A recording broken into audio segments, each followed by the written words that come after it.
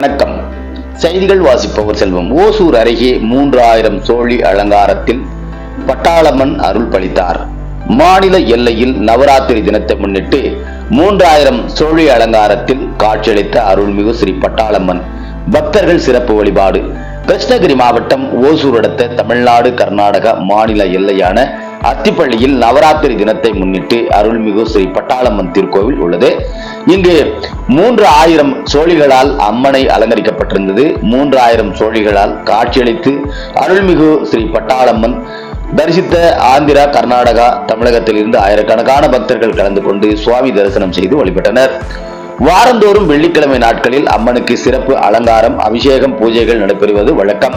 அந்த வகையில் இன்று நவராத்திரி தினத்தை முன்னிட்டு வெள்ளிக்கிழமை அம்மன் சிறப்பு அலங்காரத்தில் காட்சியளித்து பக்தர்கள் விவசாயம் செழிக்க வேண்டும், நல்ல மழை பெய்ய வேண்டும், மக்கள் நோய் நொடியின்றி வாழ வேண்டும், தீராத நோய்களில் இருந்து விடுபட வேண்டும் என அம்மனை வணங்கி வழிபட்டனர். அதே போன்று பக்தர்களுக்கு இங்கு சிறப்பான அன்னதான நிகழ்ச்சியும் நடைபெற்றது என்பது குறிப்பிடத்தக்கது. எதிர்நீச்சல் செய்திகளுக்காக ஓசூர் செய்தியாளர் செல்வமுடன் ராமச்சந்திரன்.